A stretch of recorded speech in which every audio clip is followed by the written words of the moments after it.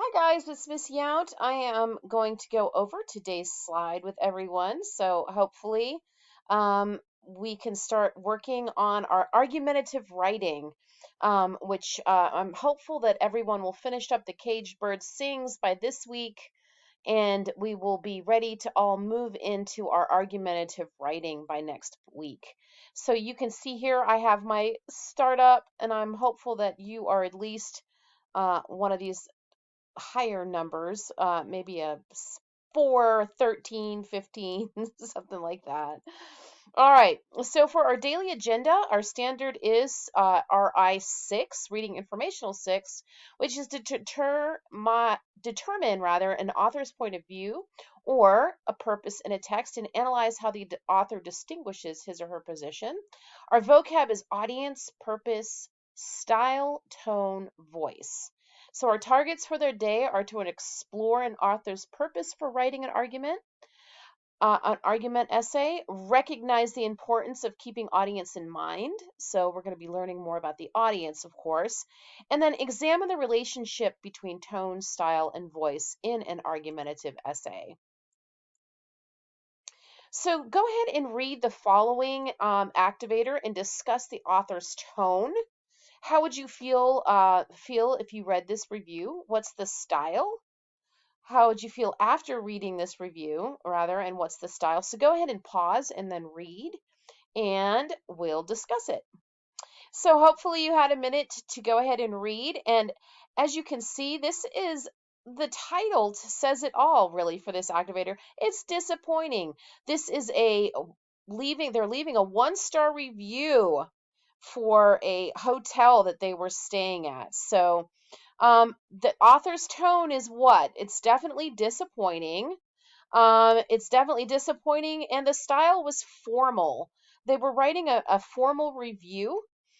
Typically, if it's going to be informal, they would have used slang, but they really tried to use standard English. So it's definitely a formal style, but the tone was definitely disappointed. They were talking about play game of telephone back and forth. They wanted to get an early checkout time. They didn't help them. They wanted housekeeping and they couldn't get housekeeping. So that was the definite tone was disappointed. All right, so for our mini lesson today, you're going to be tasked with writing your own argumentative essay. And before you begin any writing assignment, you'll need to know these 4 basic components. So you're going to need to know the purpose of your writing assignment, the audience, who's going to be reading this assignment, what is the intended audience of your essay, the tone, what sort of tone do you want to take? And then finally, your own style. You're going to be including your own style as well. So just to review these main points, we have purpose, which is a writer's purpose may be to inform, explain, persuade, or entertain. So these are the 3 main points: the inform, explain, or persuade. It usually, if a teacher's asking you what's the purpose, it's going to fall into one of these 3 categories: inform, explain, persuade, and sometimes entertain. Or be creative, or to express thoughts and feelings. The audience, that's going to be your group of listeners or spectators. That's the intended target group that you're going to be writing for. That's your audience.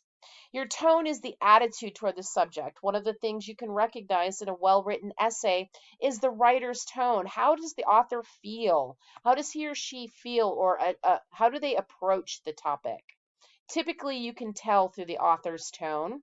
And then finally, a style is the writer's style involves traits such as the use of a simple or difficult words, and long or short sentences. And then finally, formal and informal, using contractions and everyday words. And so that's for the informal versus formal style. So go ahead and pause and see if you can't quickly match the examples with the terms on the left with the examples on the right. So here's our response. Hopefully you had a chance to fill that out and pause it.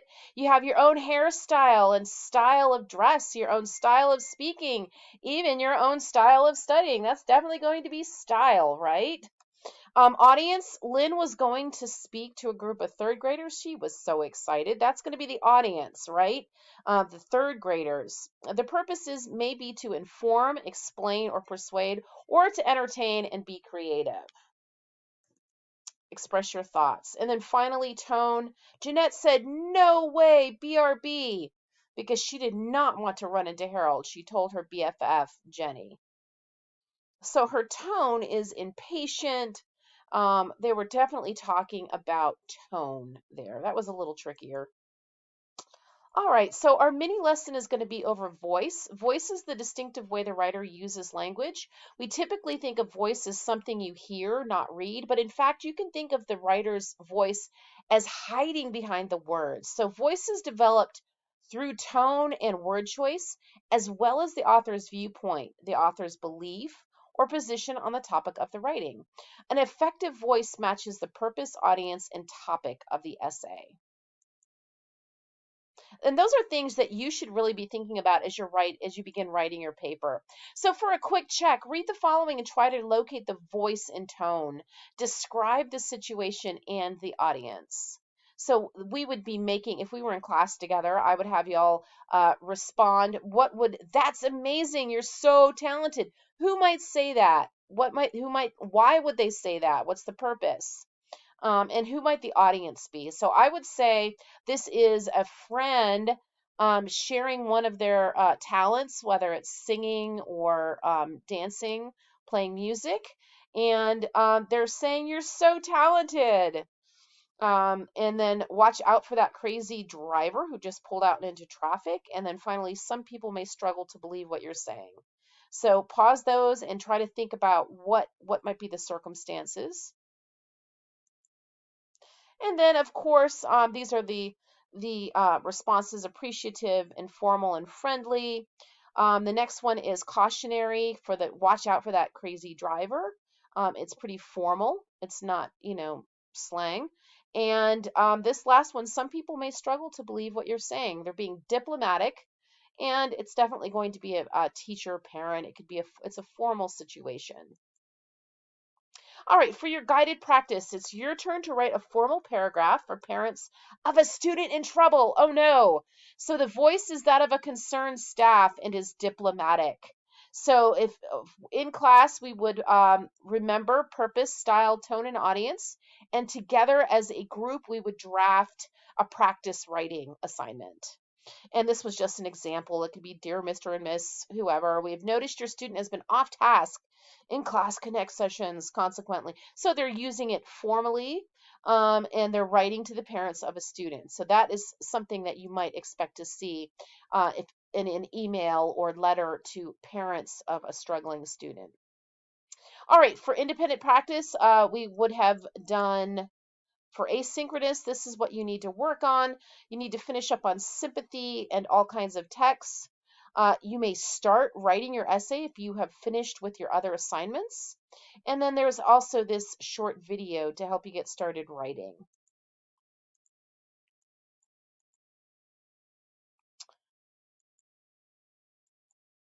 And then finally, there's the video. And finally, ticket out the door. Go ahead and respond. Who is the target audience? So practice rather pause this video and read this and think about who's the target audience. What do you think they're arguing, and what type of tone would it be, formal or informal? And once again, you can pause. And finally, the audience is high schoolers. They're arguing pros and cons of selfies and what they mean for students and your cohorts. The tone is definitely formal. All right, y'all, reach out with any questions. Let me know if you need me. I'm here. Take care. Have a great day.